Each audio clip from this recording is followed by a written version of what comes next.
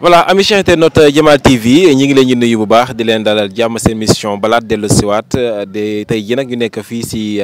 Sibi Ponti ñëw fekk si le mouvement éclaireur district bu Rufisque amal seen fête fii ci diwaanu Sébikotane gis ngeen derrière moi yéen gis li nga xam mooy terminus bus 64 bi donc nee naa leen Jamal TV partout dans le Sénégal fu ngeen ko soxla rek fa la lay ñuy fekk rawatina émission balade nga xam ni fépp ci Sénégal waaye tamit fépp ci àdduna laay wax rek mën nañ leen fa fekk si ànd ak yéen def ak yéen balade tey nag mouvement bi ñuy seet si dafa nekk mouvement boo xam ni boo xoolee jëmm ji taxaw di présenté sax si la bokk dafa xaw a am ñàkk tuddi pas-pas si mbir mi rek mais si la bokk donc dañuy def rek daal di ñëw fekk si leen seen camp bi nga xam ni fii la ñu campé ñu waxtaan ak ñoom si principe ak but yi nga xam ni mooy bu mouvement bi ngir képp koo xam ne tey jii bëgg nga si intégré nga daal di si bokk ndax civisme la ñu woote ak citoyenneté lépp ci biir balade lay xewee topp leen ma léegi lay doon comme d'habitude rek.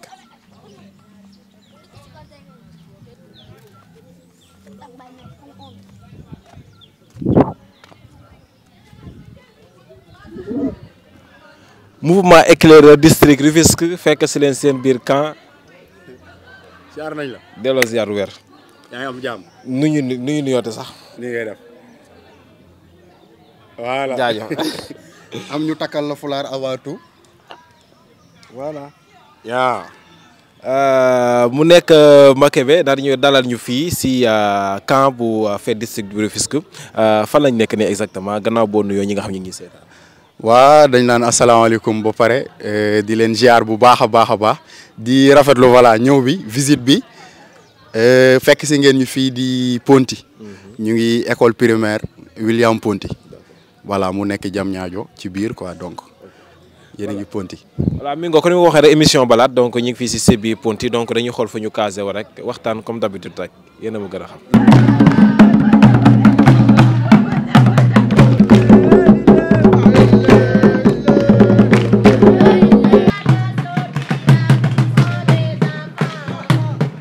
voilà de retour gis ngeen ni ñu casé woo donc tey balade dafa wuyu si li nga xam ne mooy concept bi nga xam ne moom lañ ko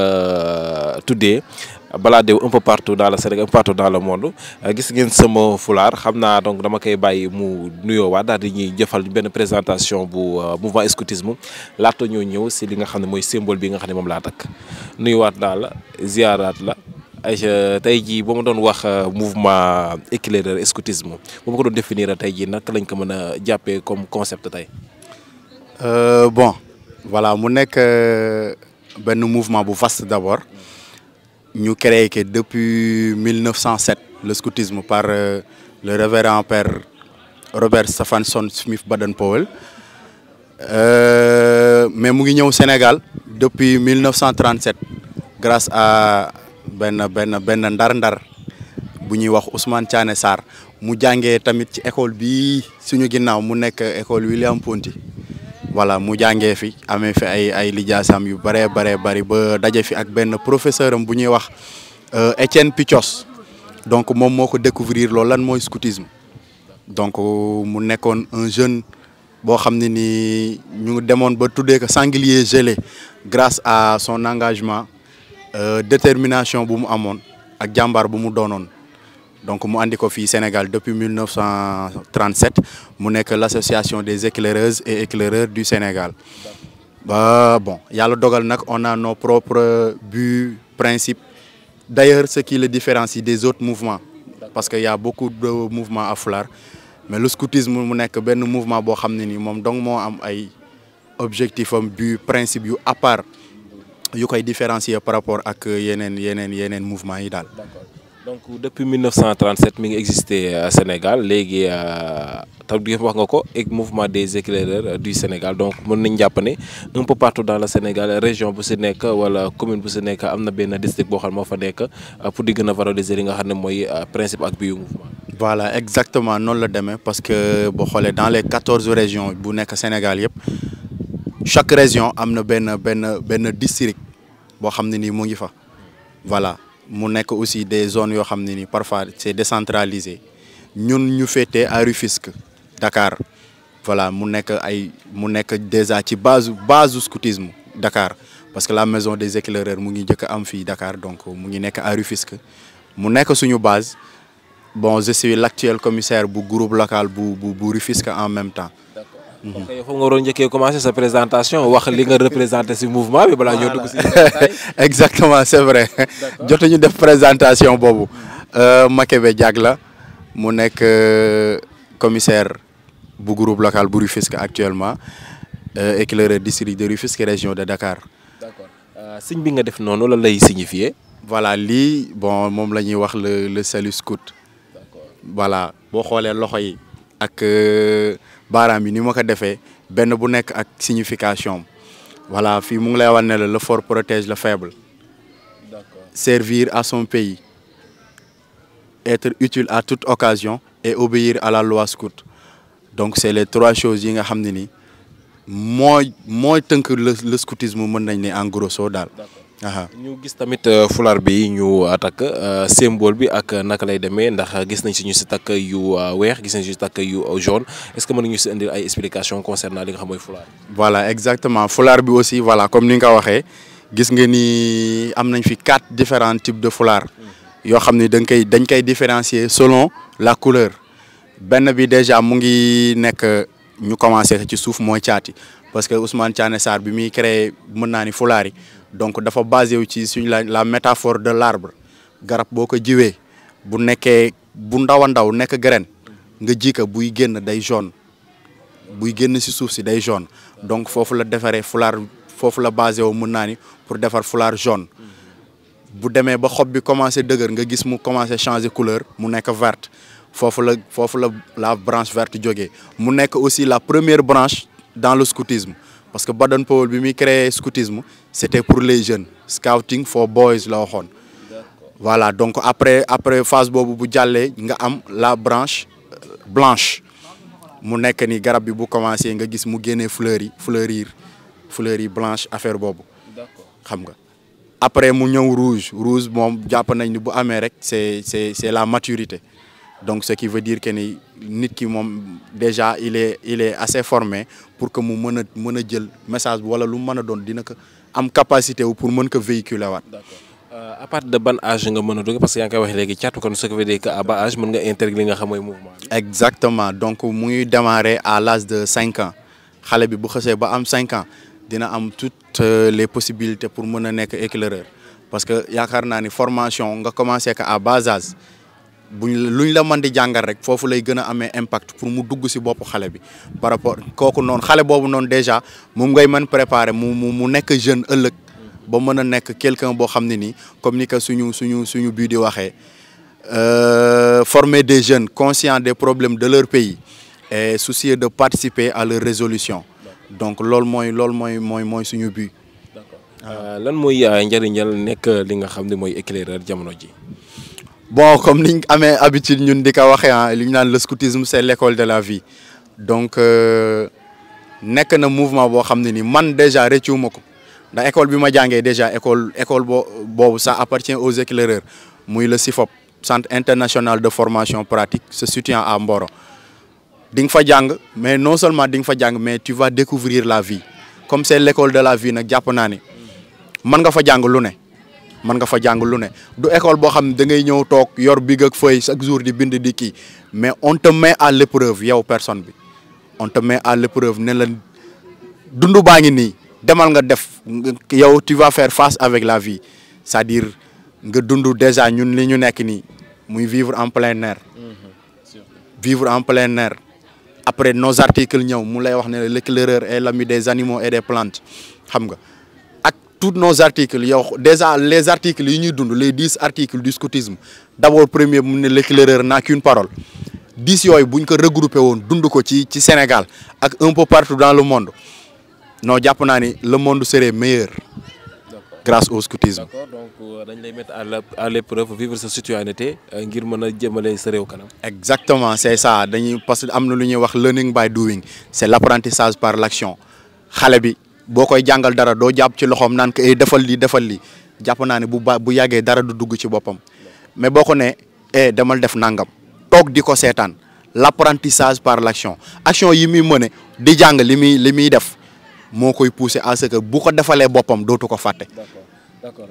tey jii seen wàllum liggéey wàllum communication bi carrément fan ngeen si toll parce que li nga wax ne lu importance la c'est bien beau que askanu Sénégal yi dara koy gis mais tey jii xam nga fulaar bi la plupart bu ñu ko gisee rek daa am foo xam ni du bëgg ma see dugg carrément fan fa lañ koy jël féetale yaakaar ne côté diine làkk ak yooyu noonu alors que leeral yi nii dafa baax ngay dem si penc yi wala si yenn écoles yeeg yooyu noonu di am li nga xam ne mooy des éclaircissements par rapport li nga xam ne mooy mouvement bi. exactement voilà parce que boo xoolee fulaar bi comme ni nga ko waxee souvent. buñ ko takkee rek dañ naan non chrétien yaa ngi ne di dem alors que tel n'est pas le cas. man mii sax loolu laa foog ma koy doog. non je sais bon en fait le scoutisme dans le cadre général dafa bari ay chrétiens donc raison pour laquelle d'où la naissance des éclaireurs parce que les éclaireurs c'est un mouvement laïque c'est-à-dire sans distinction de religion ni de race ni de sexe. donc laïcité boobu noonu moo ko différencier avec les scouts am na ñu ñuy wax les scouts et guides donc généralement y a des musulmans foofu mais bu ñu xoolee suñu mbokk chrétiens yi ñoo fa ëpp mais même si am na tuuti différence ci côté religion mais ñoo bokk les mêmes buts les mêmes principes ak la même formation bi même fondateur et tout. tey jii fii ngeen nekk si camp bi nag ngeen ñuy organiser woo ak li nga xam ne mooy emploi de temps yi nga xam ne moom ngeen ñuy pratiquer la plupart seen activité lan la si seen camp de formation. bon voilà donc camp boo gis day am lu ñuy wax benn thème dañuy travailler ci benn thème déjà lii fête de district la fête de district bi ñu ngi liggéey comme thème suñu thème ren mooy chaque éclaireur un parrain. donc mooy thème mu camp bi on en a déjà discuté waxtaan ci ak xale yi def ay échanges grâce à nos responsables yi nga xam ne ni ñu ngi fi ils étaient là di ñu encadrer donc débat nañ ci thème bi waxtaan nañ ci lu am solo mu nekk aussi benn structure déjà éclaireur mu nekk structure boo xam ni c'est tellement organisé parce que boo xoolee chaque branche dañuy am côté boo xam ni fa la ñuy féetee à ce que duñu c'est-à-dire kenn du yàqal kenn daal mën naa ni bu ñu xoolee caat yi am nañ lu ñuy wax seen sous-camp foofu la ñuy féete verte bi am nañ seen sous-camp blanche bi am nañ seen sous-camp rouge bi am nañ seen sous-camp donc da ngay gis ni les activités même c'est-à-dire même si bu fekkee benn activité la mais day am différence ñii dañuy féete seen côté parce que la vie en petit groupe ngay jàngal ay xale nga boole leen ñoom ñëpp ci benn grand groupe bi jàpp naa ni pour message bi nga bëgg a véhiculer du am impact mais boo leen defee en petit groupe ils vont se débrouiller entre eux ce qui veut dire que ni message boo mënti jàllale foofu pour ñu capter que mooy gën a yomb donc raison pour laquelle chaque groupe dañ lay bàyyi ak sa sous-camp un responsable mu ñëw mu fekk si leen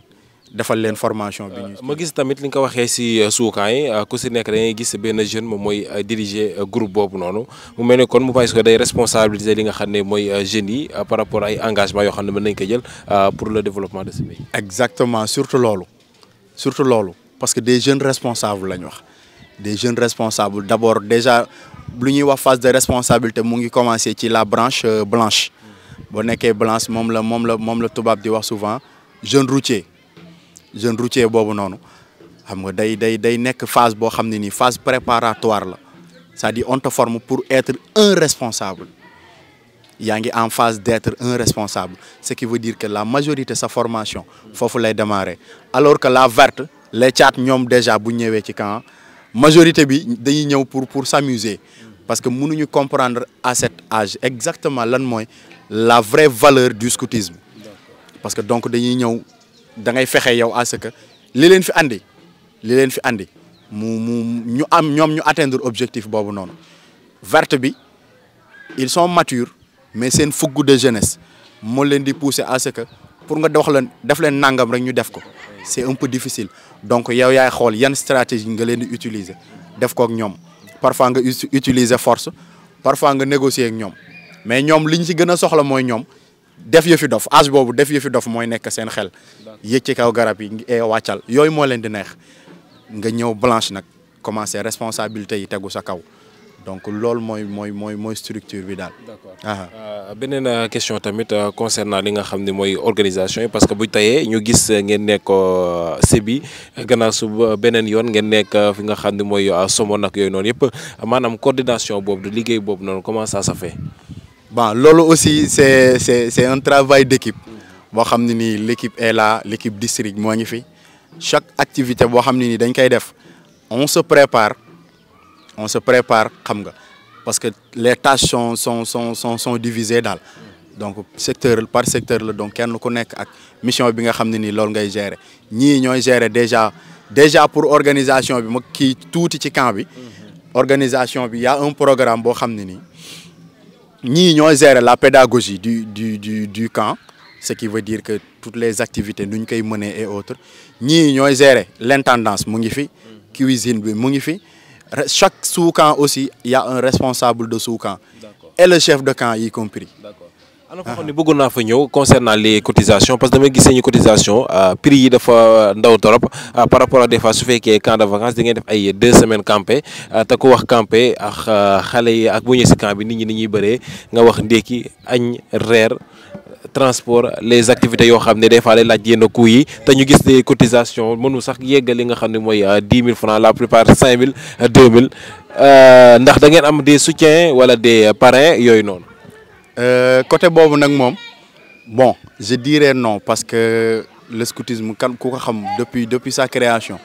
xam ni c'est un mouvement bénévolat et volontariat donc on attend l'aide de personne mën naa ni c'est-à-dire activité bu ñu def on demande aux enfants de cotiser ci cotisation yooyu ci la ñuy débrouiller parce que un éclaireur doit savoir se débrouiller même si bu dee dañuy ñëw teg ci nu soom bi di ci añ di ci reer di ci ndekki on va débrouiller avec. D'accord. loolu mooy esprit de débrouillard bu ñuy teel a déjà njëkk a inculquer si xale bi comme valeur. D'accord. kon foofu dañ fay jaaree duggal li nga xam ne mooy sañi ay but parce que boo waxee loolu yaa ngi koy tàmmal benn genre tumuranke boo xam ni bu ëllëgee lu mënti xew tamit dina mën a dund dina mën a doxal li nga xam ni mooy jëmale réew mi kanam but li nga xam ne mooy sañi ay but pour sañi formation yi nga xam ne yéen a ngi koy tàggat si ndaw ñi. exactement loolu la moo tax ma ne la sànq c'est-à-dire xale bi nga teel ko tàmmal tumuranke dina ko permettre dans sa vie moom feneen fu mu mën a nekk il va s'épanouir c'est-à-dire dina xam ne addunaam nii la ko war a mën a doxalee pour mu mën a am moom li mu bëgg la réussite qu'il veut exactement. Donc notre but c'est de former des jeunes maa ngi koy wax sànq de former des jeunes conscients des problèmes de leur pays et soucieux de participer à leur résolution. D'accord. ñi nga xam tey jii wax nga ko ku ne ay xale fu ñu nekk des fois dañu méngoo li nga xam ne mooy règlement yi ngeen tëral ndax dafa am des sanctions yoo xam ne ngeen ko def si biir camp yi wala genre yu mel noonu yoo xam ne pour leur permettre ñu respecter li nga xam ne mooy les lois et les règles. bon voilà bon camp boo gis nag mën naa day am bon mën naa ni règlement laa koy tuddee mais am nañ ñun déjà en tant que mouvement d'éducation nos propres stratégies yu ñuy teg pour mën a éduquer xale bi te du ci mer du ci gaañu. Ce qui veut dire que même si bu dee da nga koy sotti ndox sax day jaar sur une base boo xam ne ni à but éducatif lay nekk bu dee da nga koy sotti ndox pour mu def li nga ko sant sax day nekk à base boo xam ne ni da objectif principal bi li ngay séntu ci lool c'est l'éducation. léegi sama genre gi nga xam ne man mii éclaireur laa dama koy wax sans spécial dama xaw a ñàkk pas-pas rek ñu jàpp ma tëral ma si suuf sëlëm ma bërëng ma léegi parce que c'est le fait que li may doog a intégré pour jéem ma dabu la wala lan la. non loolu juste gars yi dañuy tooy rek naan non mooy ngénte li quoi parfois boo fi ñëwee moom da ciy baax gars yi ngénte la xam nga sang la ba nga tooy xep parce que dañ naan yéen éclaireur parfois comme ay militaire alors que. foofu bëgg naa fa ñëw parce que ku ma laajte que dama ne naan jàppal ni comme c'est une formation militaire. exactement c'est ça même si duñu ay militaire mais le père fondateur c'était un commandant chef Robert Baden-Powell. C'était un homme militaire donc ce qui veut dire que suñu formation parfois day rax tuuti affaire militaire wala dara mais duñu ay militaire quand même. D'accord. Voilà. D'accord. fi nga xam ne moom la ñuy jeexalee rek tey jii képp koo xam ne tey jii bëgg nga intégrer li nga xam ne mooy mouvement bi yan tànk ngay jaar pour mën a ñëw intégrer li nga xam ne mooy mouvement bi. Voilà bon l'intégration mouvement bi moom maa la koy wax sànq ne la c'est un mouvement bénévolat et volontariat daf lay neex nga ñëw mais en obéissant à la loi scout nga ñëw en tant que éclaireur nga bëgg a doon éclaireur jëlee fi xam-xam non da nga ko fiy am mais nag y a une cotisation boo xam dañ koy verser annuellement au niveau de l'équipe nationale des éclaireuses et éclaireurs du Sénégal donc cotisation bi ça varie selon sa âge wala branche bi nga nekk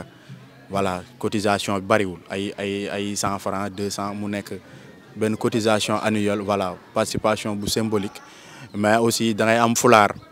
c'est exigé da ngay am fulaar da ngay am tenue correcte. D'accord. Donc loolu yëpp mu ngi fi aussi à disposition. D'accord. Éclaireur naka la war a dundee ci biir société bi rawatina jamono ji ñu toll fii ci Sénégal. mu nekk un citoyen modèle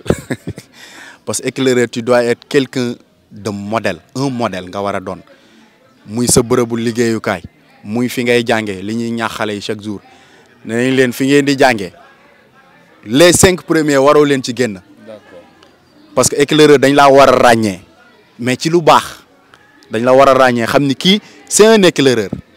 automatiquement bu ñu la xoolee dafa war a feeñ ci sa physique ak ci say jëf ak ci say jëf l'éclaireur est ça il doit être courtois et généreux donc loolu yëpp ça fait partie de nos articles daal. D'accord yéen bokk nga sax seen bokk ne du ngeen def mouvement boo xam ne c'est à but lucratif wala mouvement boo xam day dem jëngu si wàllum politique ak yooyu noonu vous êtes juste là pour servir la nation. Exactement notre objectif principal c'est d'être toujours prêt à servir mooy suñu mot d'ordre d'être toujours prêt à servir donc koo xam ne ni il est toujours prêt à servir nag jàpp naa ne dafay baax parfois nga gesu ko. État bu njëkk reconnaître woon na mën naa ni les mouvements à foulard c'est-à-dire amoon na benn reconnaissance boo xam ne daan na leen ko delloo mais malheureusement léegi bareetul parce que le mouvement des éclaireurs c'est un mouvement apolitique ce qui veut dire que duñ daw ci benn politicien nangam lañ bëgg mais quand même n'empêche bu ñu amee nos activités phares yoo xam ne dañ koy def principalement nos camps de vacances dinañ bind au niveau des mairies ay demandes de subvention et autres déposé. foofu laa bëggoon ñëw sax parce que tamit xam naa ne temps bi li ñu desee bëriwul mais li ngeen di wax yéen li ngeen wax ni moom ngeen ñu doxal. C'est au service de la nation mais bu fekk vous êtes apolitique tey jii muy état dañ leen war a reconnaître muy les municipalités ku si nekk parce que seen projet yi ngeen am seen ay suukan développement commune bi la développement territorial donc ñoom en retour dañ leen war a fournir moyens yi puisque yéen am ngeen idées yi ñoom ñu fournir leen moyens pour ngeen mën def pratique bi. Exactement c'est ça parce que bon boo xoolee loolu moo war a nekk loolu mooy li war a ne mais est-ce que nekk na parce que comme li ma la wax sànq rek dinañ bind suñuy demande de subvention déposée au niveau des mairies mais parfois bon doo am retour te ñun nekk nañ ñoo xam ne nii amuñu habitude du daw si ginnaaw nit donc dañuy préférer dundee ak suñu esprit de débrouillard bi nga xam ne ni moom la éclaireur def si ñun esprit de débrouillard boobu noonu la ñuy doxee mais nag bon dañuy soxla aide parce que camp bu toll nii nga dajale plus de 200 jeunes ñu nekk ci biir camp ay participation 2000 francs jàpp naa ni defarul loolu. Pour une semaine. Exactement pour une semaine donc defarul loolu ce qui veut dire que dañuy soxla ndimbal. donc dañuy woo maire yi xam nga aux demandes apolitique la nag apolitique doxuñu ci daray politique franchement mais nag dañuy soxla ndimbal loolu moom jàpp naa ni mu nekk partenariat et ak leneen mënul ñàkk daal si dund gi. donc ñu ngi lay jaajëfal nga daal di joxe mot de la fin daal di tàggatoo. voilà bon di mot de remerciement lay def même si dañ naan éclaireur souvent du remercier. waroo leen waruñu dégg nga ma naan waroo leen di si génne sama bopp waruñu remercier. exactement dañ naan éclaireur souvent du remercier mais nag parfois day am foo xam boo fa tollee du ñàkk parce que dañuy am déjà fii am nañ fi des anciens yoo xam ñu ngi fi ñëw nañ jàpp ci la formation des jeunes xam nga. jeunes yi aussi ñoom aussi bàyyi nañ seeni activité ñëw teew ci camp bi donc loolu c'est quelque chose à saluer dañ leen di jaajëfal bu baax a baax ci loolu voilà merci beaucoup. mu ngoog ñu koy jaajëf bu baax moom Makebe nekkoon ganu émission balade fii ci Sibi Ponti nekk si éco élémentaire donc seen fête district bu Rufisque émission balade nee naa leen nii la tey nag moom nee naa leen étiqueteur yi ñoo dañoo pare si fépp même cadrage bi tey sax seen élément moo ko géré as donc moo géré communication tey moom moo taxaw si cadrage bu Jamal TV di remercier bu wax di leen jox di daje à très bientôt si beneen numéro waaye balaa moo jeex nañ leen bàyyi ku ne étiqueteur wax ambiance ayca may ñu dara ñu tëjee ko. ambiance nga bëgg ayca may dara ñu tëjee ko. voilà kon dañ naan commissaire ku bañ gàcce dangay jëme coono commissaire. aw bi nag moom gëm naa ko mën ko nañ ambiance ak. noonu la kon commissaire ku bañ gàcce dangay jëme coono commissaire. wala boog tey ñu la awal xale yi ñu ñëw ambiance. waaw na xale yi ñëw ñu ambiance.